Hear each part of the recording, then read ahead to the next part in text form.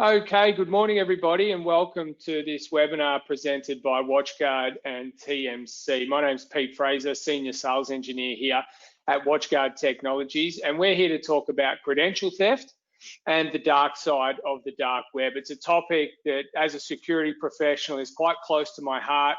We've got a lot of issues with the dark web and credentials being available on the dark web. So we're going to talk about what that is today and run you through a little bit of the things that we can do.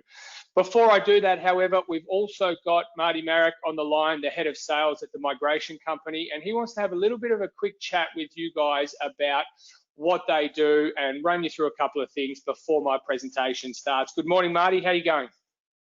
Great, thanks, Pete. Thanks very much.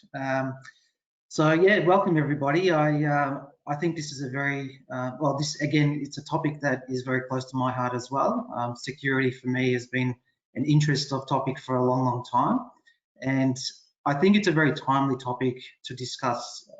Particularly with the challenges that we've had this year, and can I just say that hope everyone's keeping safe, and hopefully we'll get through this time very soon. But I think it's a very vital topic to discuss, given that a lot of people working from home, security measures aren't particularly what they are when you're working from the office full time. So I'm hoping that there's obviously interest from you guys to discuss this topic. I did want to talk a little bit about TMC in the context of TMC in this environment. So as you know, we've sent out a lot of invites to this and hope to have many more conversations around security. But just for context, so TMC stands for the migration company, and our whole premise was to really create an organization that changes the way that that our companies deliver essentially data migrations, data and application migrations. And that was really based on the premise, and having delivered some of the larger migrations across Australia, that was really, the company was based on the premise that we wanted to create a process using a set of tools and a set of processes that effectively allows organizations to migrate data or applications 40% faster than what you would typically see. Now, as you might appreciate, data migrations aren't necessarily just about moving data, from point A to point B. There are a lot of other considerations that you need to think about, and one of those key areas, well, two key areas, is really around security and the architecture of that endpoint.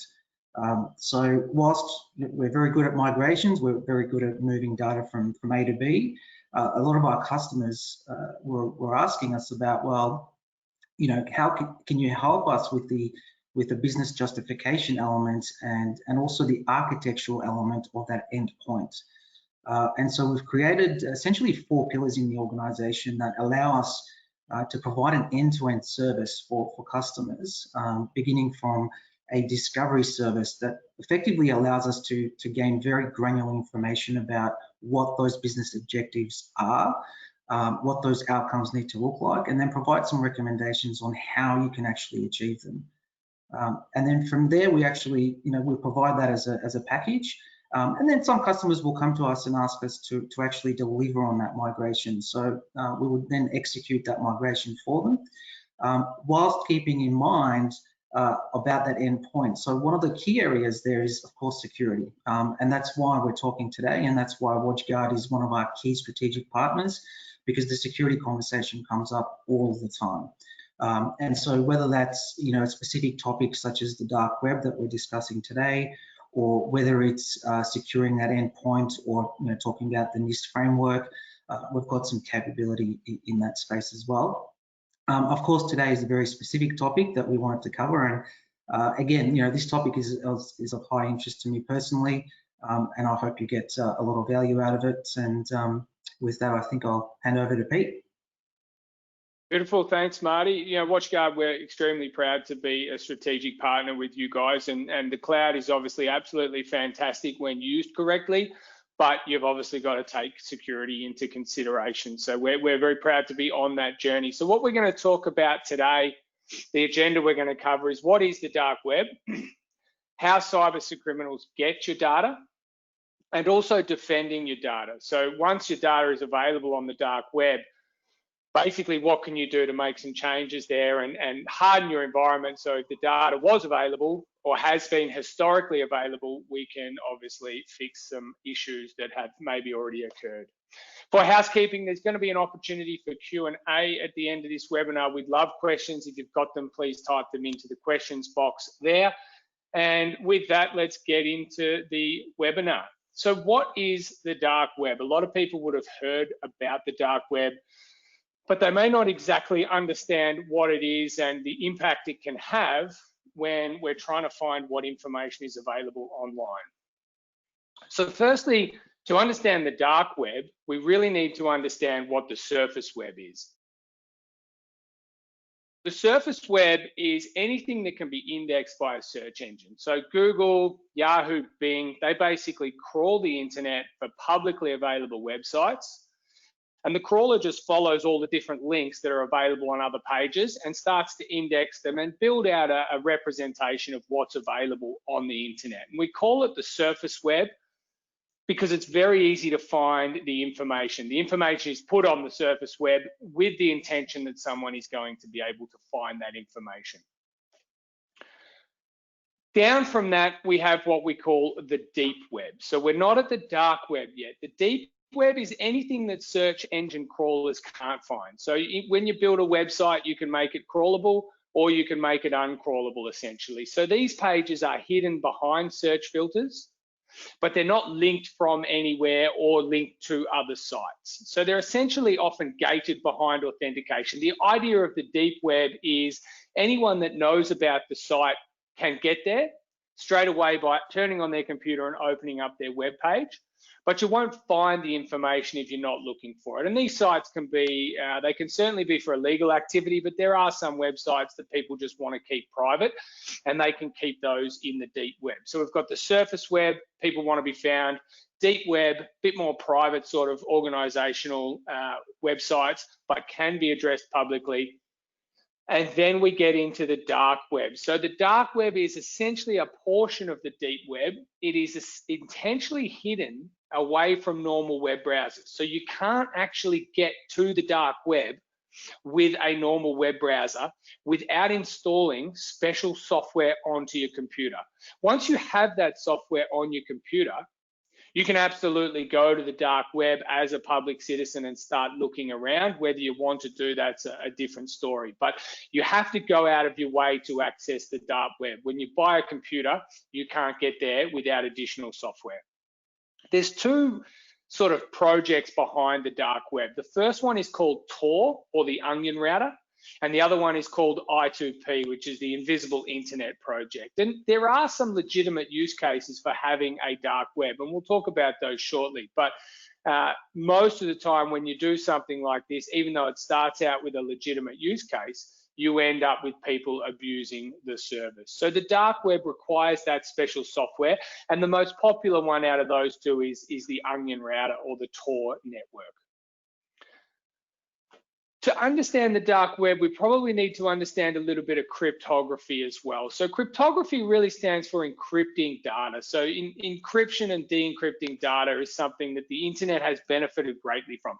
Think about your ability to do your banking. The only reason you can do your banking on the internet is because we can encrypt and then decrypt data. So you can have an unencrypted version in your web browser and it can get sent to the banking servers, and between the banking server and your information, it's completely encrypted.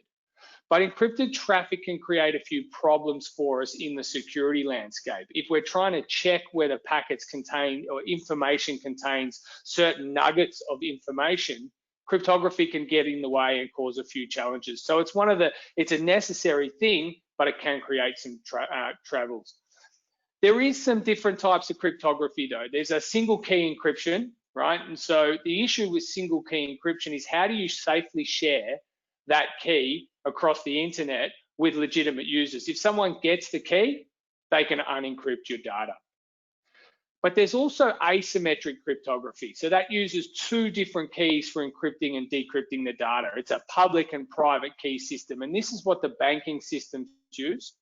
And the data is encrypted and only the person with the key can decrypt it using the other key. And this really strengthens cryptography in a general, because you don't have to share a key with a remote end and risk someone finding that key. So the private key is kind of held by the bank, and the public key is freely available, so you can encrypt data between two different systems.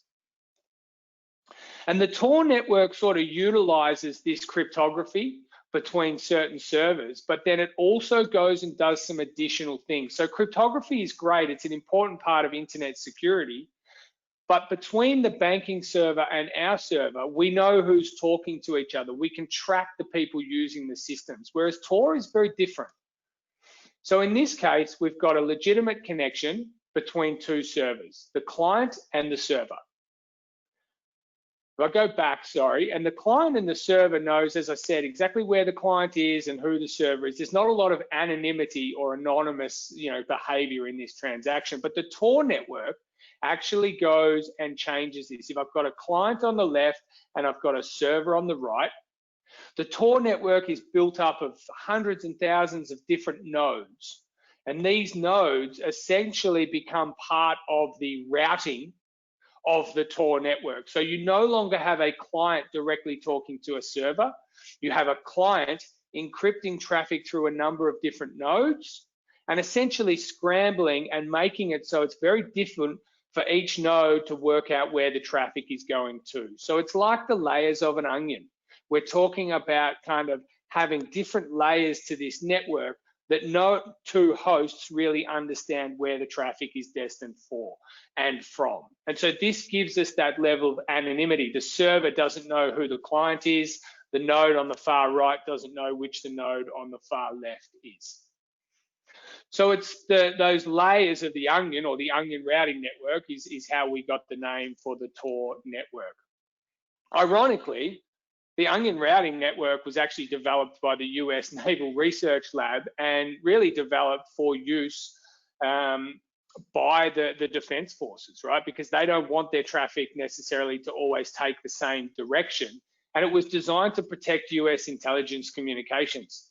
The thing is, a lot of these need additional benefits from the community and smart people around there to help development. So it was essentially open sourced, and maintaining of the Tor project is sponsored by the EFF, and a lot of the funding still comes from the US government, which is quite ironic when you look at the stuff that is happening on the dark web and a lot of the illegal behaviors. But it does show you that dark web has some positive benefits for intelligence and certain business applications as well in some settings. So what sites are available on the dark web? Well, you can never get away from Facebook. So even the dark web can't escape. Facebook has their page listed on the dark web. BBC News, there's a hidden wiki on the dark website, and there's literally marketplaces for everything. And this is where it becomes a little bit dodgy in terms of the legalities around it. There's no issues with Facebook being on the dark web, no issues with BBC News. Journalism absolutely benefits, and the anonymity that the dark web provides journalists is a very important part of society and keeping people honest. But the marketplaces where they sell things, anything that's illegal, including your data, is really what we're here to talk about today. So what data is available on the dark web? A lot of the illegal data is what we call PII, or personally identifiable information. And you might think that people don't have, you might think, why would my network ever get hacked into? Why would my home network get hacked into? Well, it absolutely does, because this information contains value. There's just value in people having it. So when you look at tax numbers, medical records, passports, you can have a look over here. A social security number is worth $1 on the dark web. Someone will pay $1 to get a social security number. A driver's license is worth $20. Medical records can go for north of $1,000. And so you can start to see that when you've got thousands of credit cards maybe available on the dark web and someone's willing to pay $5 for a valid credit card number, there's a lot of value in this information. And so it's really important that we protect our company data, our personal data, because once it's on the dark web, people can buy it, And the fact that it has a value should be the key indication that they can then go and do something with it, whether that's identity fraud, whether that's just buying things on your credit card. There's a lot of things you can do once you start mapping out people's PII, or personally identifiable information. So the dark web is this sort of this place that's hard to find. You have to install software, and the anonymity that it provides is why attackers or threat actors really love the dark web, right? Because they can upload your data, they can get money through things like Bitcoin and decentralized currencies, and then they really can have that anonymity that's required, that it doesn't really matter that they sort of publicly list your data. Because of those layers of the onion, it's really hard to find your information. So let's have a look at the breaches by the number. You know, a lot of people I talk to, I'm a cybersecurity professional by day. A lot of the people I talk to often tell me, but I'm not going to get attacked. My business is fine. We haven't had a breach before. What's going to happen? Breaches are very expensive.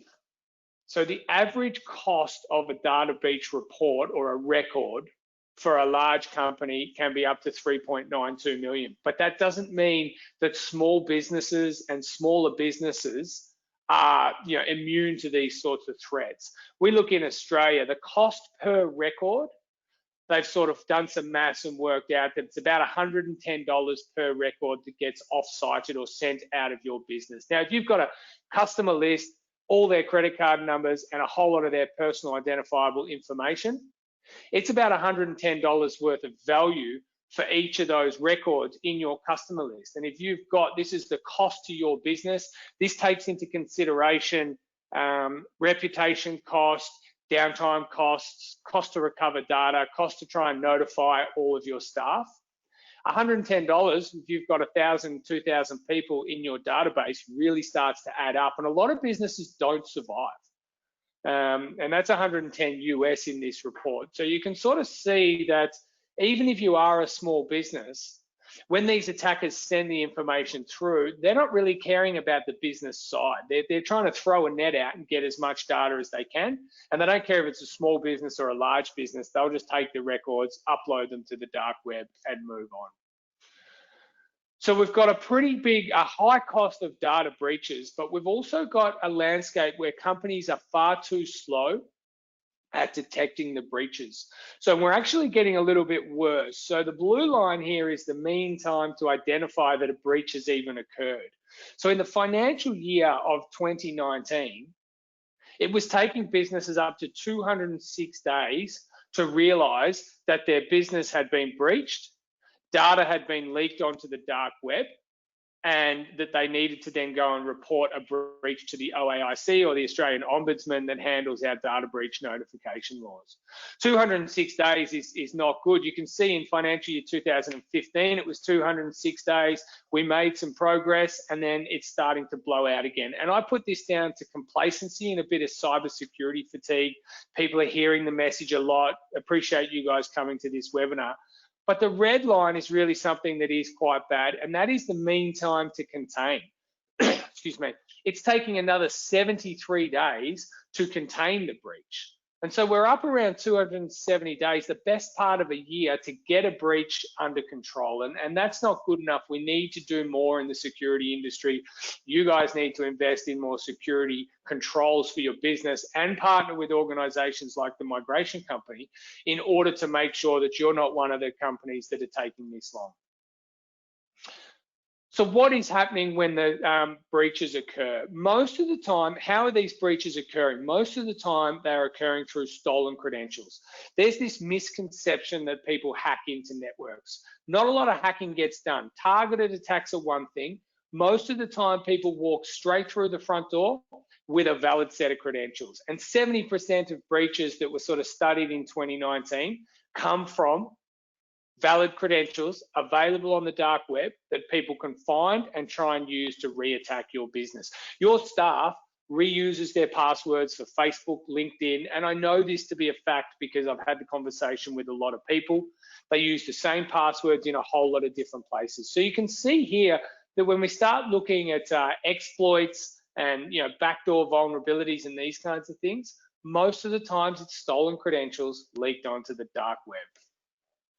The OAIC, and I like these stats, so the OAIC is the Australian Ombudsman who is responsible for the notifiable data breaches. As an Australian company, if you trigger a few points into how much revenue you make or what sort of information you contain, you are mandated to report any breaches that your business has.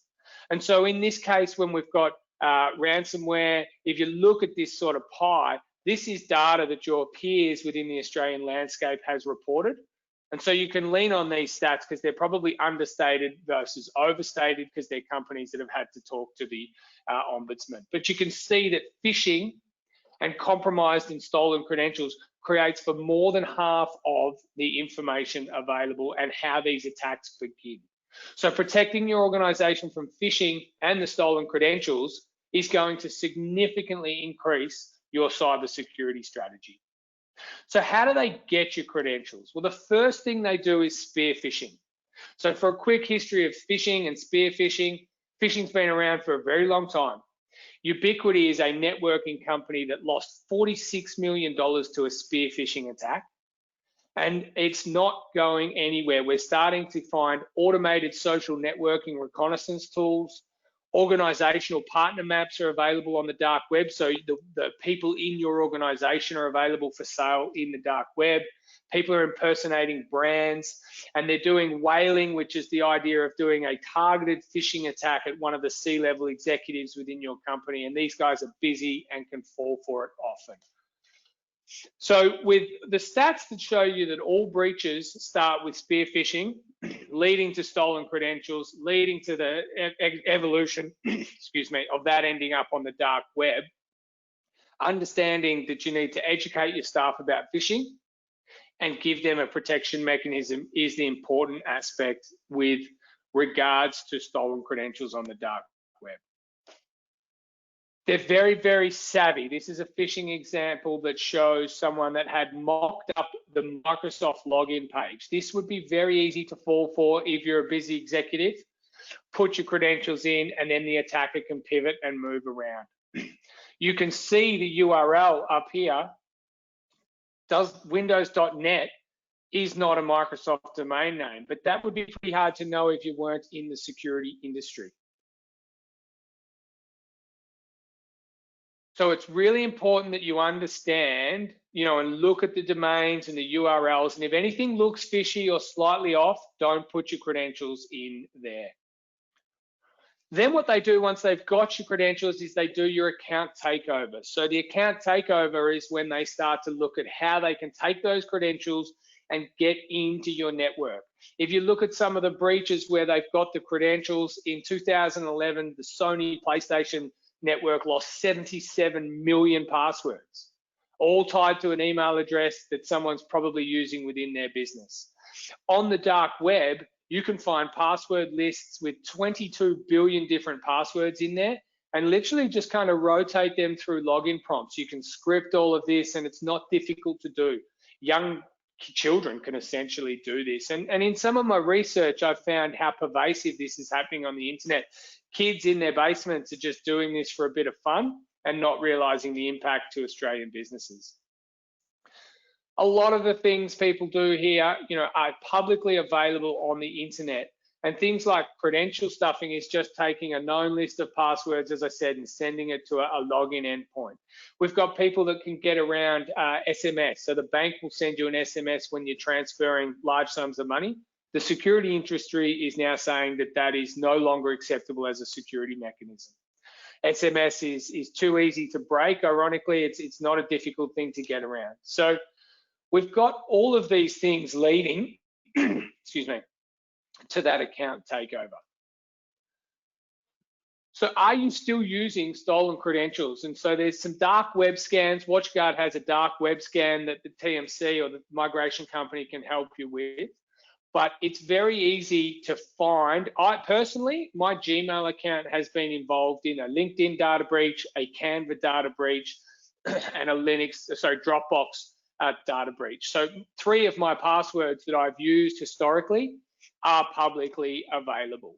And so if I was using that same password for LinkedIn, Dropbox, Microsoft Office 365, people can just keep testing these in different services that they make the assumption that I'm going to use. Most of us use LinkedIn. Most of us use Office 365. So it's not hard for them to just attempt to get in there with these. And this is what credential stuffing is essentially, is getting as much credentials as you can and just walking around the internet, the publicly available internet, and seeing what's working. This is the result of a Watchguard dark web scan, which sort of shows you, I mean, these companies, these big reputable companies are constantly being breached. So good password hygiene is very important. So how do you defend your data? We've talked about the dark web, you know, we're only scratching the surface of it in a 30-minute presentation today, but the dark web is where people can go to get illegal or questionable content, and they can go to upload and sell that content, maintaining their anonymity. We're talking about the cost of a breach is really expensive to Australian businesses. A lot of businesses don't even recover from a breach. Then we're talking about how easy it is to get a hold of those credentials by spear phishing, by targeting different people and trying to trick them during busy times. So a lot of information is working against you. So how do we defend that data? Essentially, you need a defense in depth strategy. So cybersecurity is not something where you can just tick one box and say, I have a cybersecurity strategy. Attackers are savvy, they move around and pivot. So no single defense is going to 100% protect your network.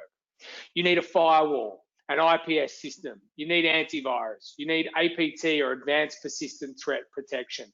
And so the more layers of security you've got, kind of like the onion network, right? But this is the security side of it, the better your prevention is going to be. The idea is that no security solution is really ever going to be 100% effective. But if you've got 5, 6, 10, 11, 12 different layers within your organization, one of those is going to catch the threat on the way through. So if they're 98% effective, you've got an extremely high chance. So the more layers of security, the higher your chances have. And Watchguard, we build those layers for you. That's what we do as a business. Multi-factor authentication. So multi-factor authentication is the ability to, when you log in to a site, I've got a slide actually, but multi-factor authentication, in my opinion, is the best security solution or the easiest security victory you can have. If your business is not currently looking at or implementing, already has implemented multi-factor authentication, you are leaving yourself open to, in my opinion, an unacceptable risk, and your business is going to suffer in due course. You also need phishing awareness training, DNS filtering on your firewall, and that advanced malware protection, because you don't want them to deliver a ransomware attack once they've got those credentials. And that can be when it starts to get really bad for the business.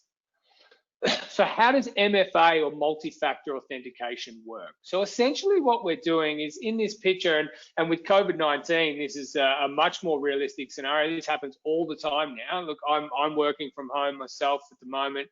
How can MFA protect you? So your credentials are available on the dark web. Those are stolen credentials, and they know your firewall endpoint. So someone tries a VPN connection request to the endpoint. Now, if you didn't have multi-factor authentication, they're going to walk straight through the front door. Remember, I said oftentimes hacking doesn't exist. They walk through the front door. But if I had multi-factor authentication, when the VPN request comes in with the valid set of credentials, I've got Alex working from home. He's going to get a push notification sent to his phone and says, "Hi, Alex, are you sure you're trying to sign in?" And at that point, if he is, he can hit approve. If he's not, he can hit deny. So when he denies that request, because he's at the beach, he's got his shades on there. When he denies that request, it doesn't matter that those are a valid set of credentials. They're going to be denied. And that is that additional factor that's providing the level of authentication that you need. So the VPN request is denied, and the attacker's credentials are essentially worthless. So this means that, you know, password hygiene is still important, but it's not as important. And if you are involved in a breach, and if your staff, when your staff reuse passwords, because they do and they will always, you've still got that additional protection into your network. And all of your common business applications support multi-factor authentication. I'd argue if you've got a business critical application that's holding customers' data or your own data, and it doesn't support multi-factor authentication, you need to talk to that company and either move to a product that does, or look at how you can provide some multi-factor authentication into that platform. You also want to protect remote users. So our Firebox, our firewall that Watchguard sell and TMC or the migration company can obviously implement for you, comes with a number of other features. I think you buy a firewall from us, there's 13 different security layers in just that one firewall. We have an MFA product, that's 14.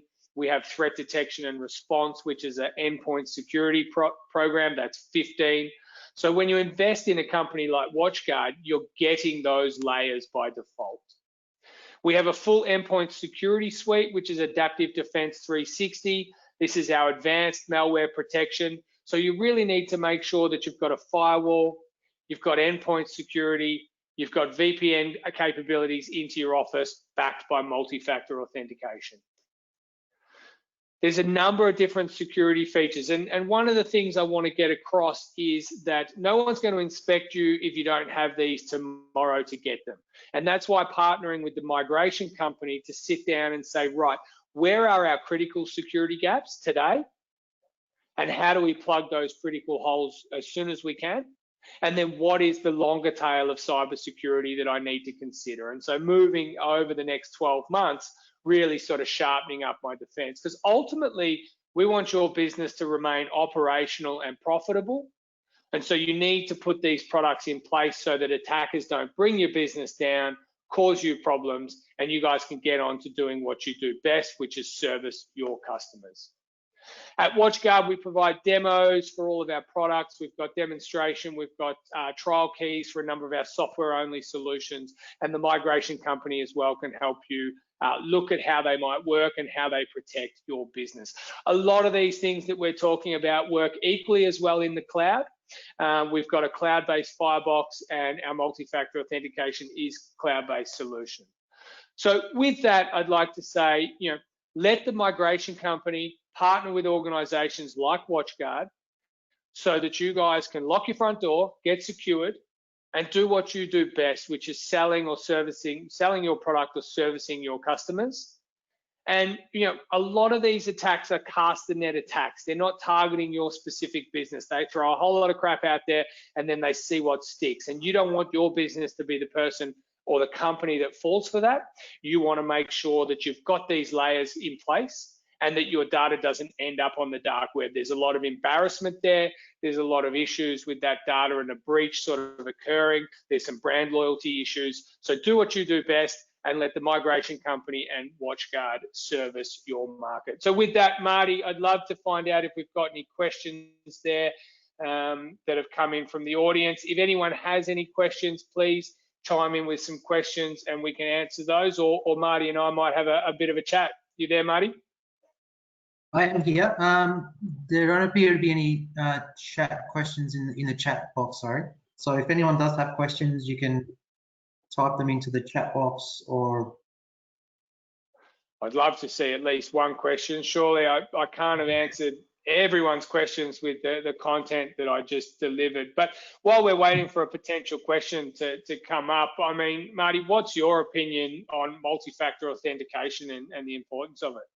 I think it's critical. It's something that we've implemented at TMC a long time ago. Having seen your presentation, it kind of makes me feel like I should go and change all of my passwords a little bit. But with multi-factor authentication in place, even if someone does attain my credentials or passwords, I know I'm still safe. And yeah, so just it's one of those critical elements that is something that we look at introducing almost as a first instance in every security engagement that we have. Yeah, absolutely. And then I was talking to my wife the other day, and I'm constantly banging on about cyber bit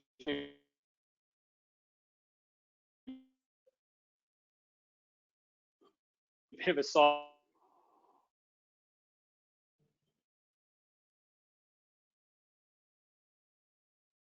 cyber security net, but I ran that dark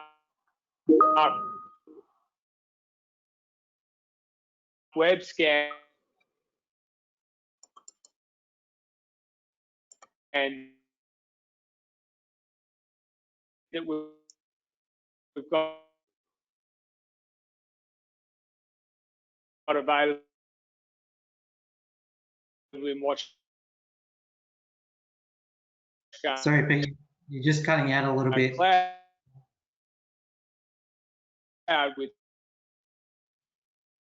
her email address, and it popped up with 2 or 3 breaches, and she's like, "Oh, so I should go change my password?" I'm like, "Yeah, you should change your password." I get, you know, I'm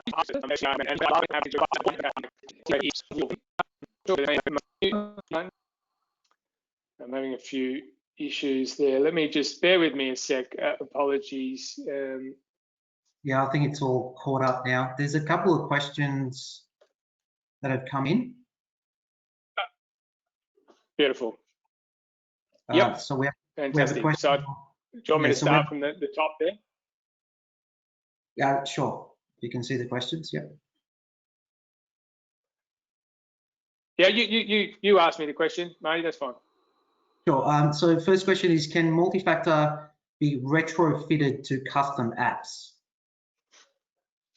So no and yes at the same time. You can't just retrofit multi-factor authentication into a software application that wasn't built with MFA kind of in mind. But what WatchGuard has the answer to that is we actually have what we call a log-on app. So you can present a log-on app to your PC, so that essentially what's happening there is you're letting your PC become the front end. No one can get into your PC without providing that additional factor of authentication. So if you've got legacy apps, they are behind an MFA wall anyway. And so we can sort of give MFA to the PC rather than the application. And that generally kind of ticks the box for a lot of certifications that we have to do with multi-factor authentication. So it's not as protected as it being on the app itself, but those older apps generally store their data locally on the PC anyway, so it does the job. Okay, and we have another question here. Do you have any specific advice for government organisation in relation to the dark web that is different from commercial organisations? It's a good question. Yeah, look, it is a good question. Look, as a government organisation, and certainly, I need to qualify myself here. I don't work in cybersecurity for the government, but my professional opinion would be that you are expected as a government organisation, you're going to be holding a lot more data from, potentially Australian citizens, and you are going to be expected to make sure that you are following government guidelines. So there's the Australian government's Essential 8. They provide the cybersecurity strategy for the Australian government is 8 essential cybersecurity measures with 3 different maturity levels. Now, if you're a public commercial organisation, you want to implement the 8, but to get to maturity level 3, the reality you might not get to maturity level 3. But if you're a government organisation and the government has released their guidelines and you've got 8 different security strategies and 3 maturity levels, as a government organisation, you probably want to be at maturity level 3 for all of those 8 strategies, because I think you'd be going against the government's sort of, the conversation that they're trying to have. So whilst I think everyone needs the same security, the enterprise, small businesses, we need to secure our front door. As a government organisation, lead by example and make sure you tick all of those Essential 8 strategies off. And you can Google the Essential 8 and you'll find all the information there.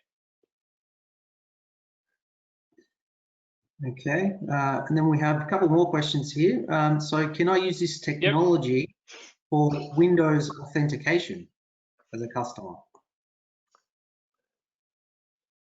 Yeah, so that log on, if I think I understand the question, if you want to re-ask the question just while I'm talking, but if I think I understand the question, the log on app that we've got sort of hooks into the Windows authentication ecosystem. So whether it's a server, a Windows 10 machine, and when you log into your PC, you log in with your username and password, then you're prompted with another screen that says send the push notification, and hit accept, and it logs you back into your computer. So yeah, absolutely. If I understand that question, you can use the multi-factor authentication on your Windows login.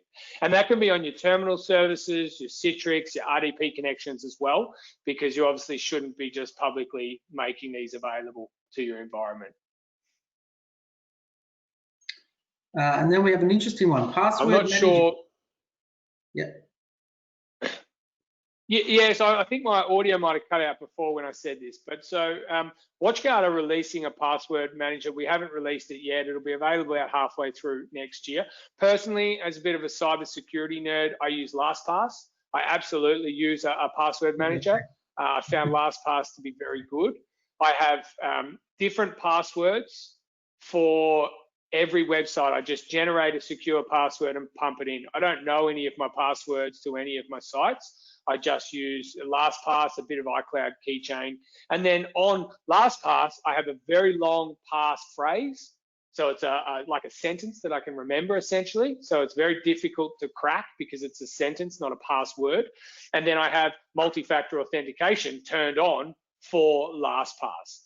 Now, the question not naturally arises, what happens if LastPass gets breached? And that definitely is a problem. These companies have very strict security requirements. All of the information is what they call salted and hashed correctly in the back-end databases. They're not immune to it, and you just have to consider that may happen at some point in time. So I do have some websites, like for instance my MyGov website, which has my Medicare information, which I don't actually put into LastPass. I just know that password and kind of manage that in my own right. So whilst they're definitely better than just using the same password, you do need to consider that there might be some sites that you don't want to rely on having your password in there. Excellent. I think that's all the questions. Does anyone else have any other questions? Please put them in the chat.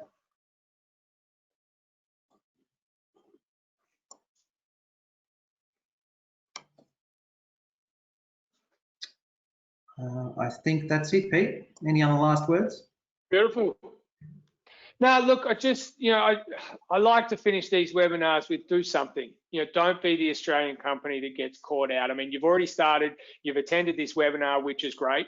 If you don't have multi-factor authentication, get on to Marty and the sales team and get them to start exploring how you can get that into your business. It happens all the time. I hear the horror stories. They always come across my desk, and it is your biggest security victory. It's not your only thing you need to do.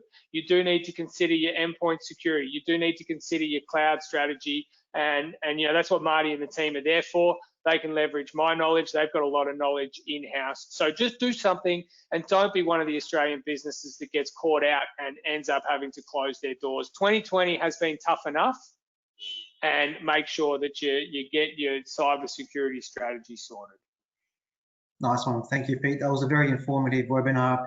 I think I've even learned a lot from that, so thank you very much. Absolute pleasure. I've worked at a couple of organisations where one of our core pillars was don't wait. I think this is one of those core pillars in this instance as well. So if you'd like to find out more information about security in general or multi-factor authentication, or just want to have a conversation about the dark web with TMC, please feel free to reach out to us.